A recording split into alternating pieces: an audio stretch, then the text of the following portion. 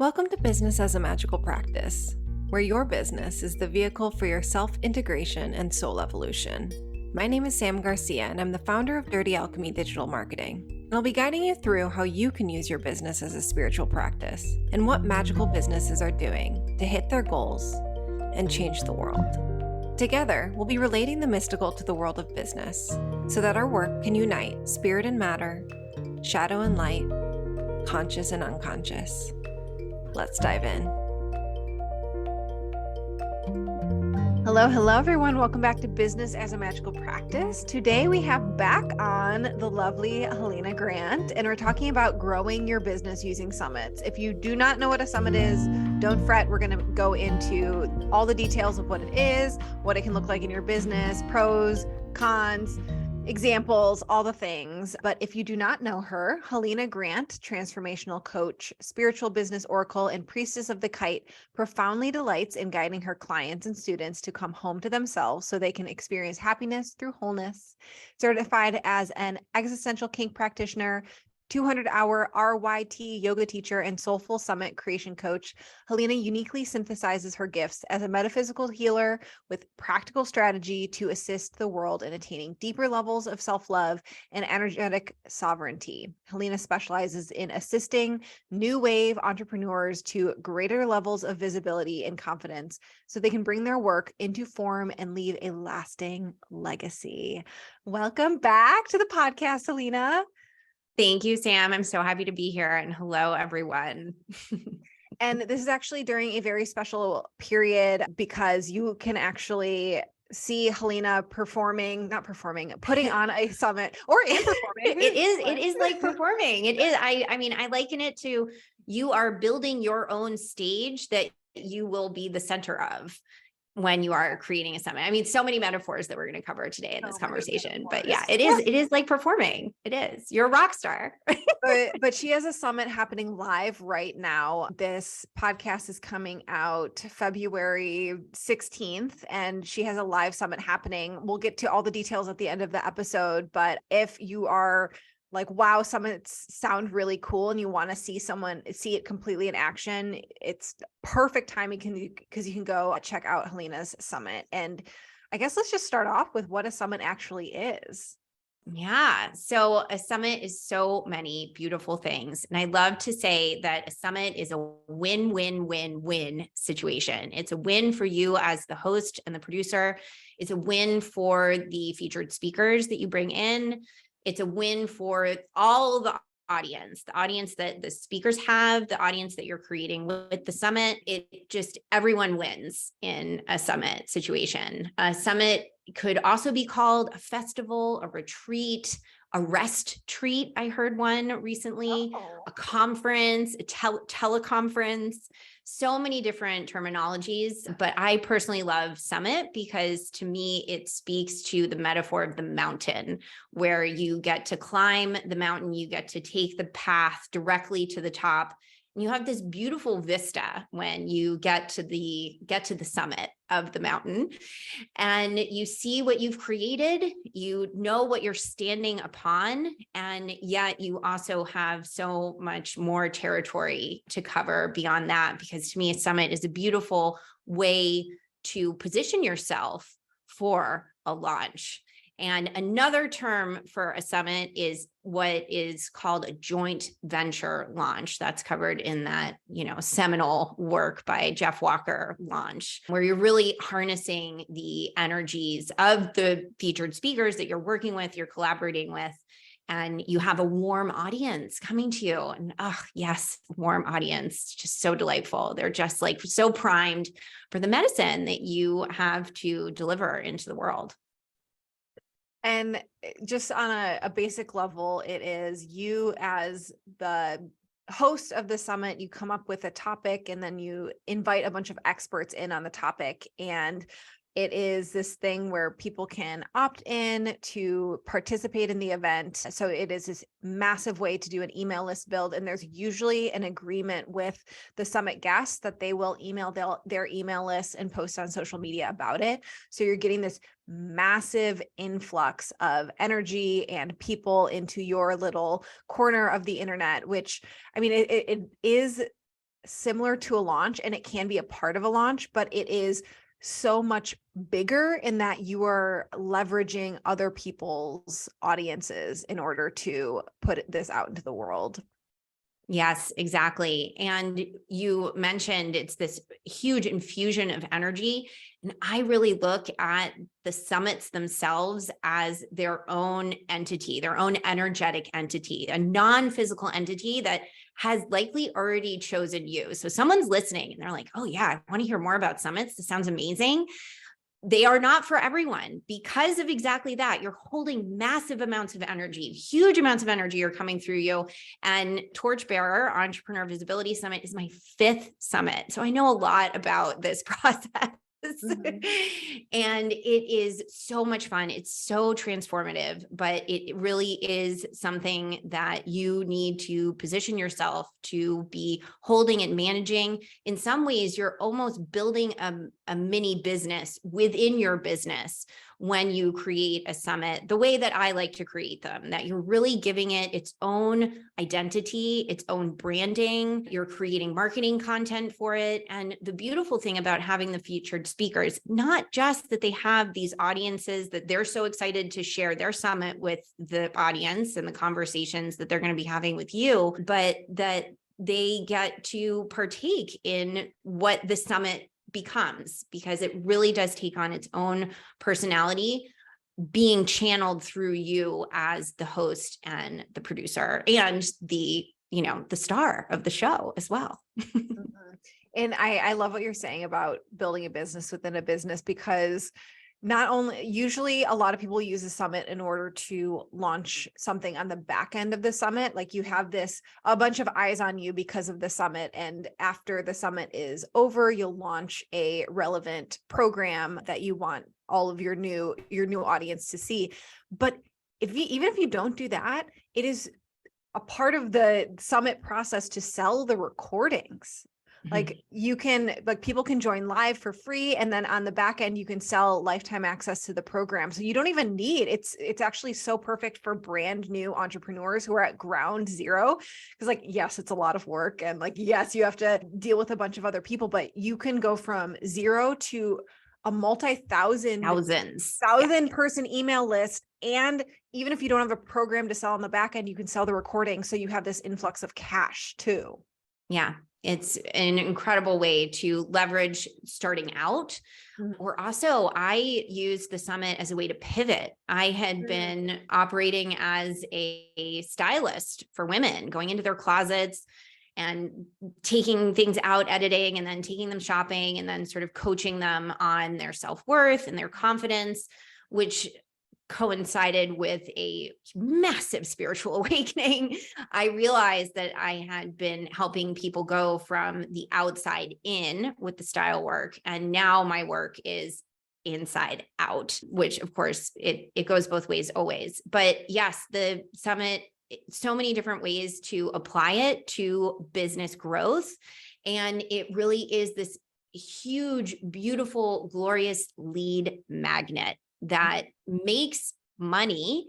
It brings in revenue and has all of these incredible applications, even post summit. So the speakers, then you are giving them, that's their intellectual property, the interview that you've done with them, but they credit you when they share it.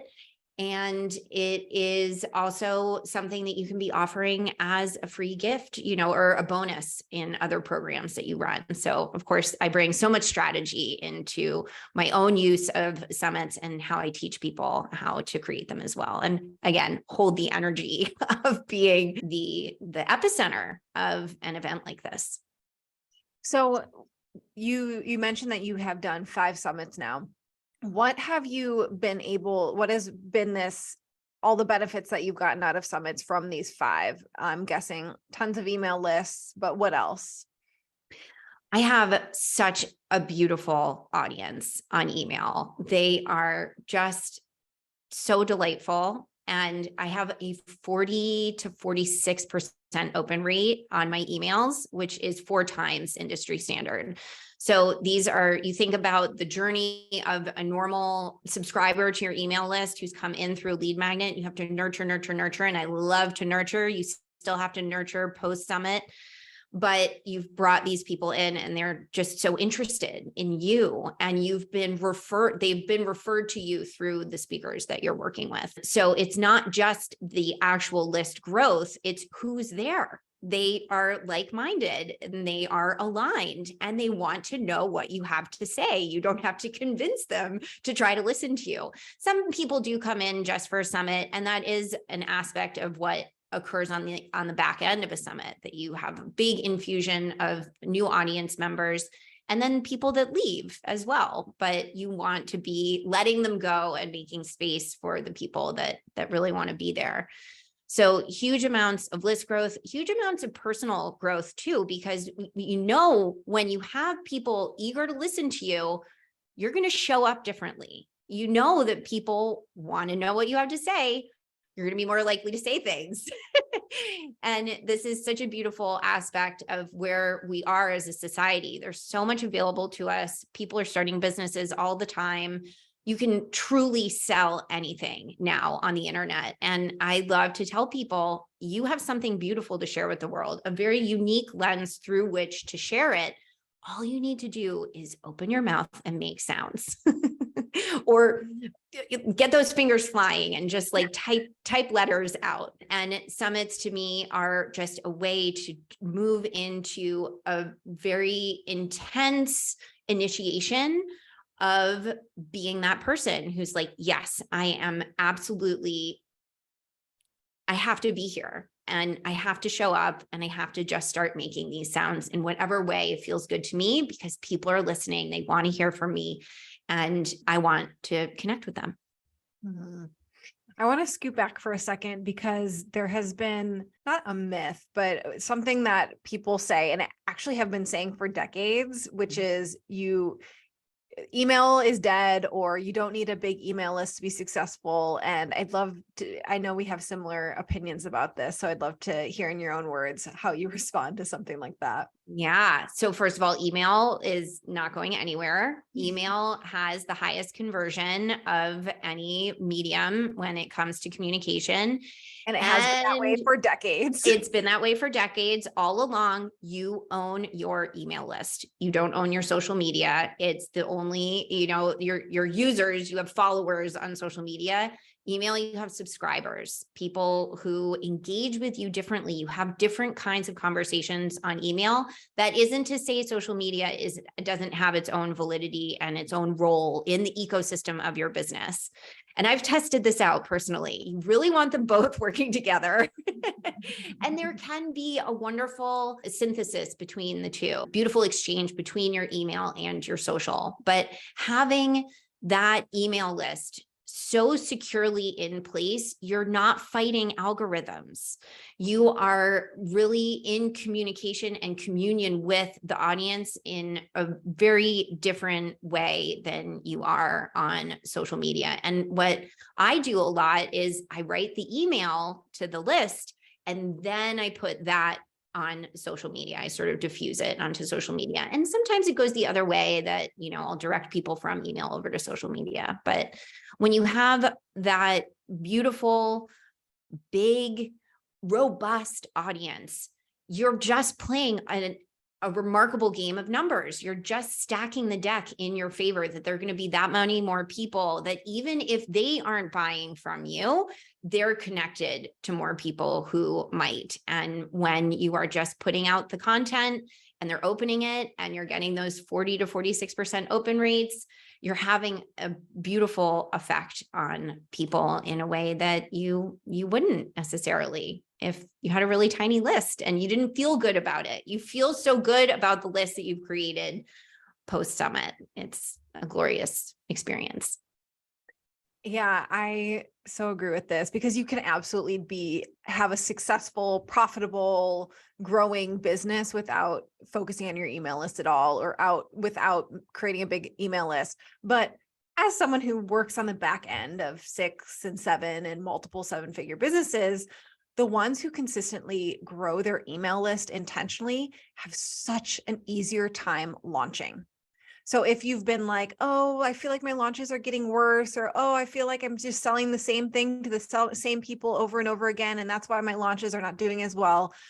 Paying attention to your email list growth is such an important thing to be paying attention to, and such a good use of your energy, whether that's money going into ads, or your time or your assistant's time going into setting up a summit or a webinar or whatever that is focused on list building.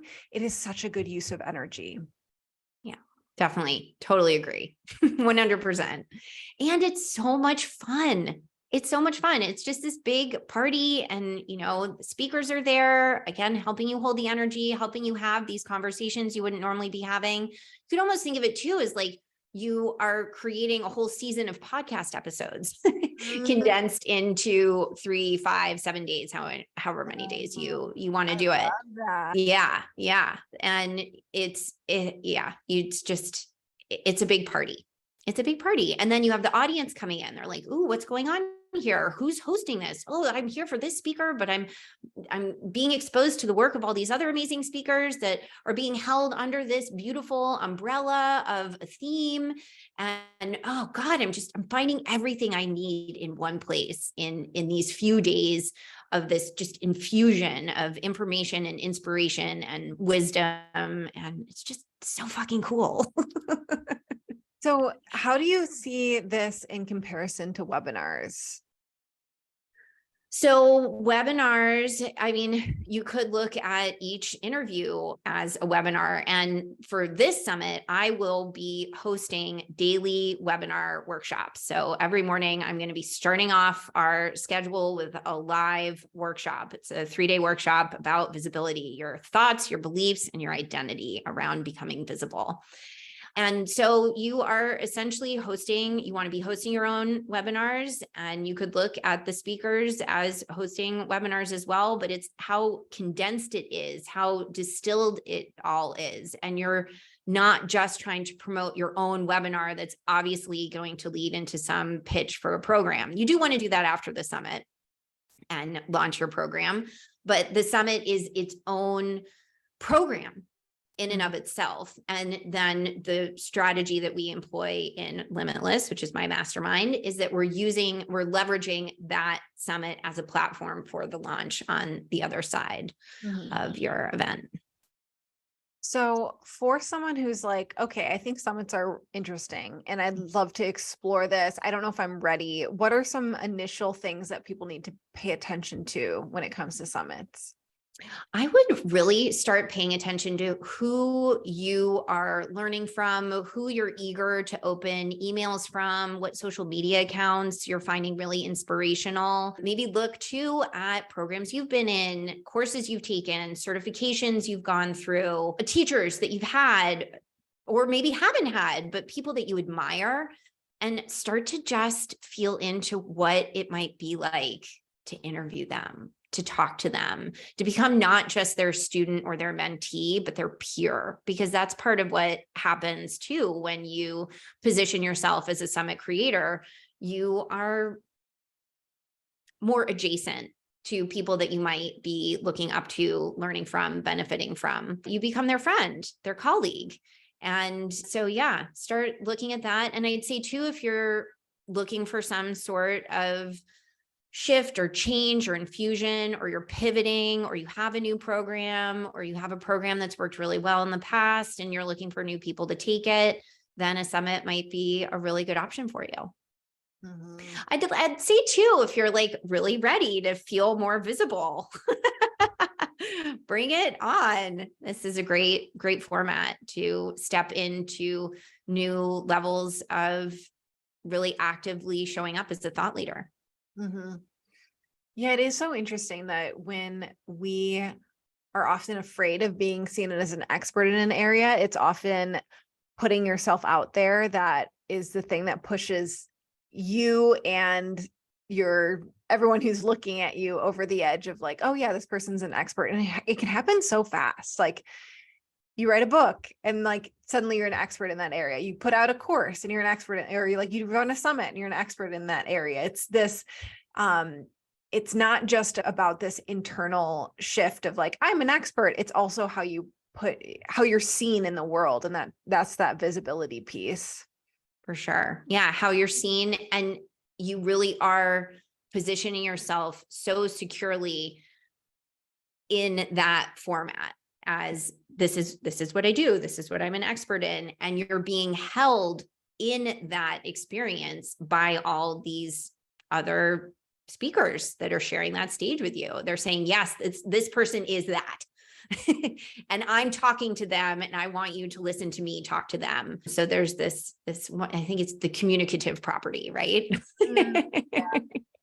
So what advice do you have for people who are afraid of being visible in their business? Or maybe they even crave it, but there's still that fear element in there. Yeah. So that fear of visibility is tied to certainly your personal experience. And so connecting with what might be at play with those fears and those blockages, and also looking at the collective influence around why you might be fearing being visible. And for me, this goes back to the Eve wound, which we will be diving into in my workshops. But essentially, this fear of being rejected, of being blamed, of being shamed. And it really wasn't that long ago that a woman who was wise and had healing energy was a huge liability to how society was being restructured. And that is still in our bodies. So it's primal, it's collective, it's mammalian. If you stand out from the crowd, you might be expelled from the pack, and that means death, right? That deep limbic brain. So being in touch with the fact that you might have blocks and fears around visibility is the first step.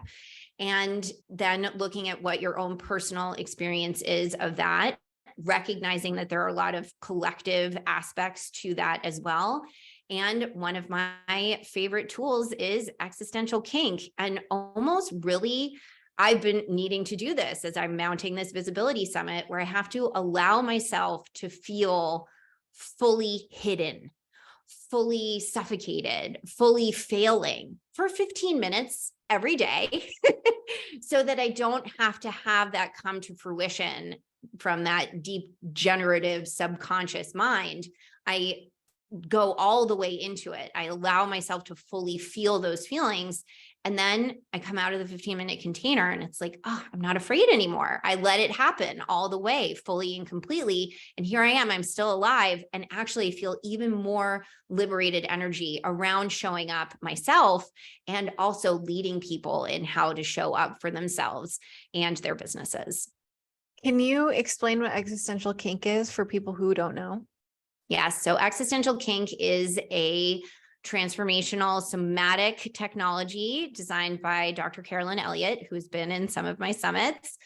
And it essentially is what I just described. It's a method of shadow integration where you allow yourself in a timed container to fully and completely feel whatever it is that might be coming up, even the very undesirable emotions and feelings that you think you shouldn't have, or that you shouldn't be feeling. You give yourself that space to allow that to come to fruition so that it's not finding sideways to be manifested. It really is, to me, it's like just taking an internal shower. You just do this inner work and it just cleanses the system completely. And you just flush out all of these residual shameful feelings. You're just showering yourself instead with just approval and acceptance and extraordinary levels of divine love and forgiveness for whatever you might be feeling, because this is your wholeness. Even those blocks you have around visibility, that's still intelligence. And when you can relate to it through these somatic practices, it can just blossom into what it actually wants to be, which is likely some form of motivation or purpose, but it hasn't had a chance necessarily to take that shape because of judgment or, again, shame, guilt, blame, again, tied into your own personal experience as well as the collective. I'm wondering if you would be open to taking us through a visibility practice, whether that's Mm. existential kink or something completely different, just so that people can either get in touch with whatever blocks them or maybe open up to more visibility, just for a fun little practical exercise for us. My God, I love this idea. A little practice on the fly. Okay, so what I'm seeing is we're going to start with a little tapping. I love to just go right here, fingertips just below the collarbones, and you're just very lightly tapping as if you're burping a baby. And for people who are listening, Helena is just taking her relaxed, open hands and gently touching them over and over, tapping them over and over again, right at the collarbone point. Yeah. And you could even do one hand if you want. That helps because that deep limbic brain doesn't respond to verbal cues, it responds to touch. The limbic brain and sort of mammalian brain as well. And then we're going to pair that with the spoken word. And we're going to say, even though I have some visibility blocks, I have some visibility blocks. and I have a fear of being seen. And I have a fear of being seen. And I want to keep hiding. And I want to keep hiding. I choose to deeply and completely love, accept, forgive, and approve of myself. Beautiful. And we're just loosening up the energy in the body. We're working with the chi here. We'll just do one more round of that. Even though these visibility blocks run totally contrary to what I want to be accomplishing in my life and business. And I don't understand why I have these visibility blocks. And even though I'm having this experience, I choose to deeply and completely love, accept, forgive, and approve of myself. Oh, beautiful. And just dropping the hands into the lap, keeping the eyes closed, taking a nice, easy, gentle breath deep into the belly. And exhaling whatever way feels good, through the nose, through the mouth, but just feeling the body settle in. Settle into the seat, feeling the heft, the weight, the density of your physical body. Just relaxing easily, gently, slowly. And another nice, easy, gentle, deep breath, deep into the belly, and imagining that breath reaching to the base of the spine. And exhaling again. Just taking a moment to locate here in the body, here and now, listening to my voice, where this block around visibility might have taken up residence in your body, in your physical body.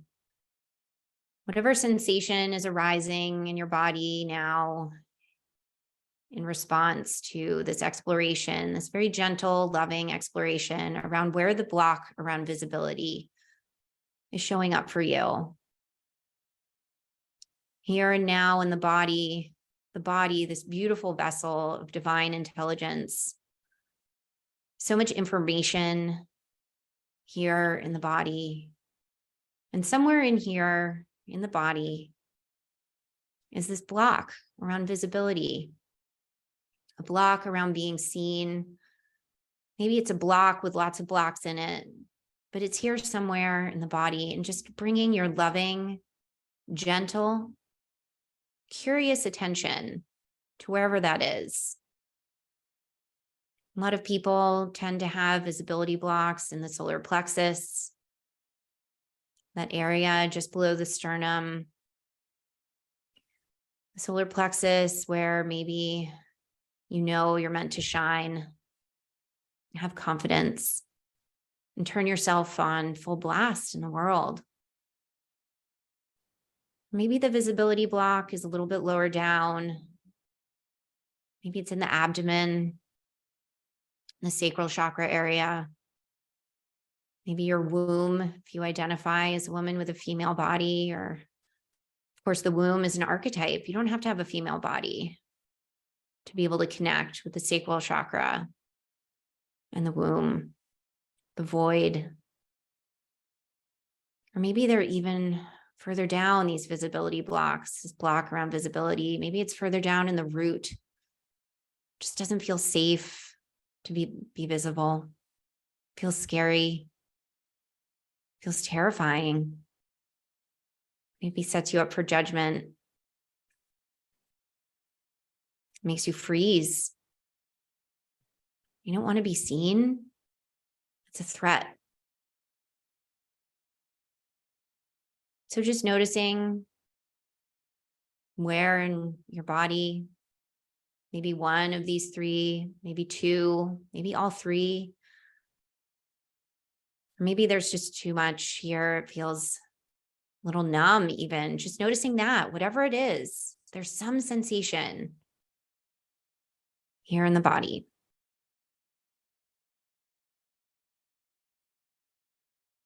Just letting yourself approach the sensation as if you're looking at an exquisite work of art. Just walking around the sensation as if you're in a museum or a gallery. And it's just this unbelievable sculpture. It's extraordinary. This block here now, taking shape in your body, being witnessed as this exquisite work of art. Just notice the size, the color, the texture. If there's any sound associated with it. You're not trying to change this work of art. You're just admiring it. Admiring its size, its texture, its color, its shape. Noticing the sound that might be associated with it.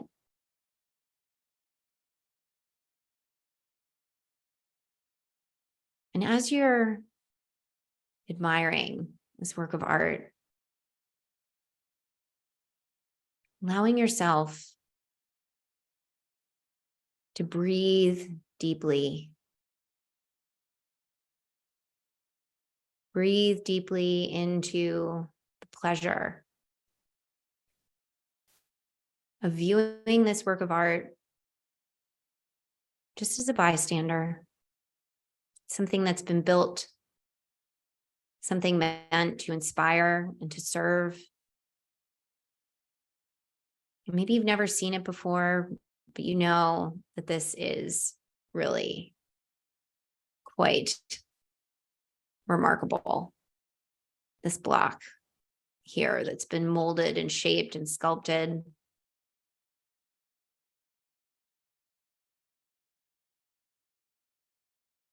Deeply, deeply feeling your connection to this work of art, this block, this sculpture.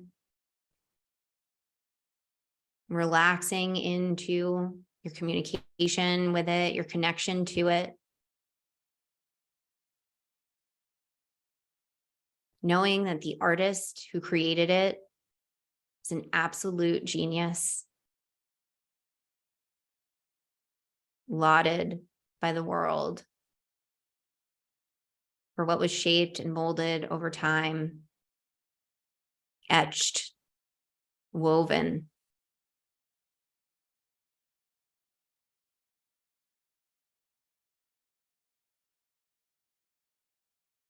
Again, taking an easy, gentle breath, expanding into creating the capacity to hold this work of art,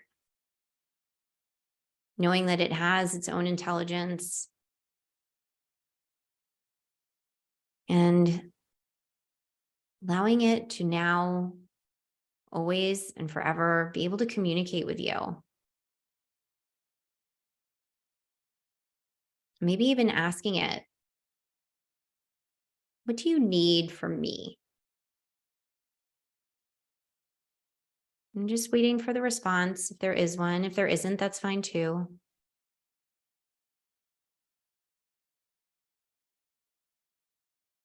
Allowing the response to fall gently, lovingly upon your ears.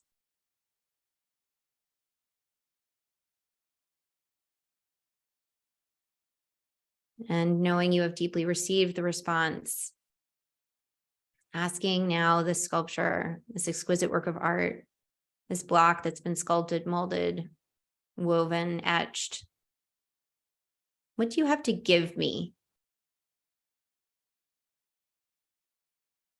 What information do you have for me?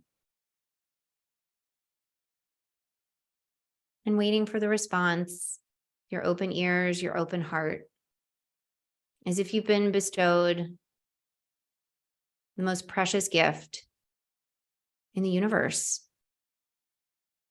The knowledge, the wisdom, the intelligence that this work of art has to give you.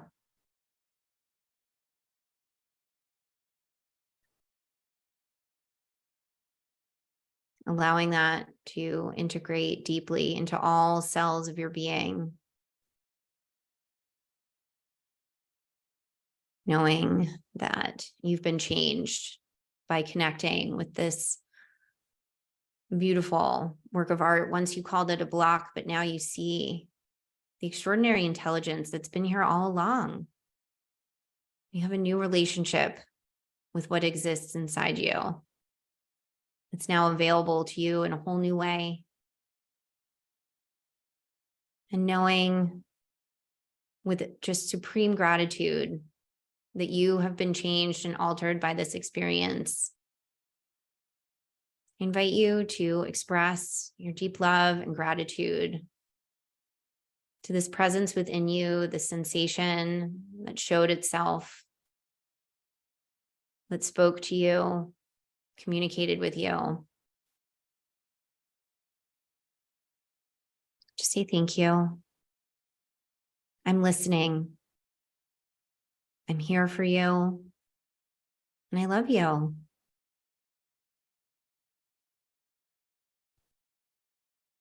And feeling now that this communication has come to completion, but knowing you can always return here and that going forward, this connection will always be at the ready whenever you need to move through, move with any blocks that come up around your visibility. You will be able to connect with, communicate with, and benefit from the deep, beautiful, extraordinary intelligence that you've connected with here. And now, taking a deep, gentle breath all the way into the belly and relaxing, going to count back from 5. 5, feeling tremendous gratitude to yourself. 4, tremendous gratitude to the intelligence within you. And 3, knowing that again, you carry all of this information with you and you can always connect in the future. And 2, beginning to wiggle your toes and your fingers and taking another nice gentle inhale in.